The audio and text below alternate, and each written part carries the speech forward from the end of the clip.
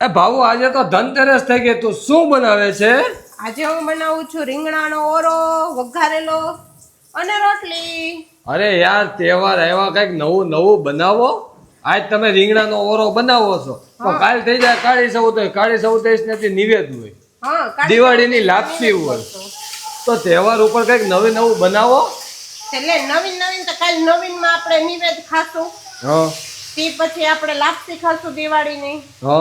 અને તે પછી આપણે ખાશું કંઈક બનાવશું ને નવા વર્ષના દિવસે.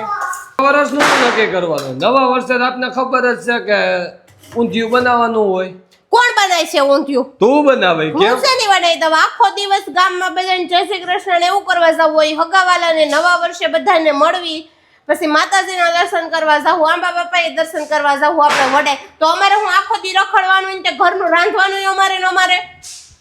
અરે હું નહીં બનાવી દઉં, મને થામ ભરવું. પણ તું નહીં બનાવતી તો કોણ બનાવી દે? તો મમ્મીને કહેવાય બનાવી દે. આખા વર્ષે એકવાર તો નવીન અમારે રખડવું હોય કે નહીં? ક્યાંક તો મમ્મી તારે જેમ જાવું એ મમ્મીને ન જાવું હોય તો ઊંધિયું જ નથી બનાવવું, ખીચડી કરીને ખાઈ લેવું બધાય. નવા વર્ષે તો ઊંધિયું જ ખાવાનું.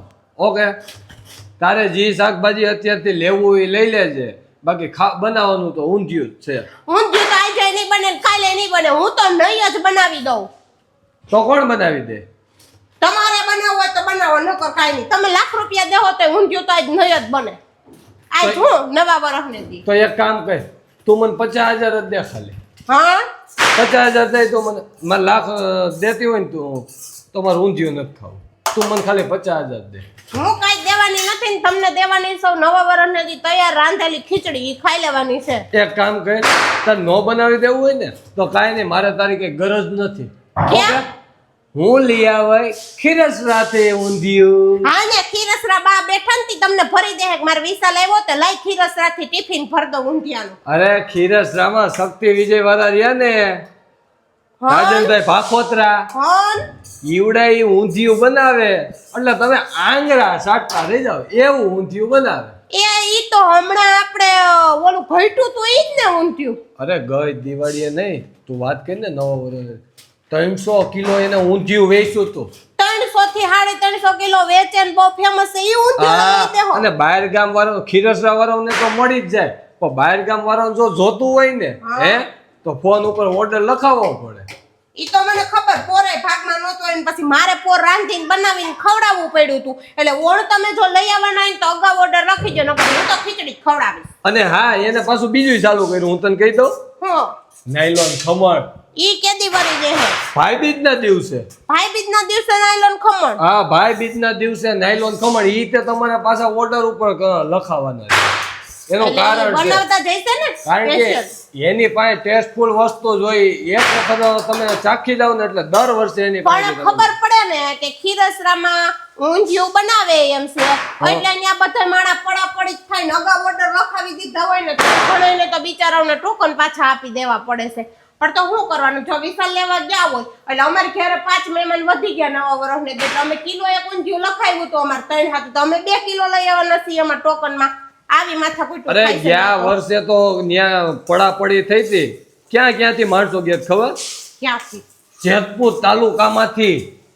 જેતપુર તાલુકામાં ખીરસરા આવ્યું તો ત્યાંથી જ બધા લઈ જઈશે. આજુબાજુના ગામડા વાળાને અગાઉ ઓર્ડર લખાવવા પડે, નકર તો વારો જ ન થાવ. ખજૂરી ગુંદાળા, વારસરા વાળા, ખારસિયા વાળા, બોયડી હમટિયારા વાળા બધા ત્યાં ચાપરાજપુર વાળા રહ્યા ને, ઈ તો બધા લાઈનમાં ઉભા રહ્યા હતા તોય વારા ન આવ્યા.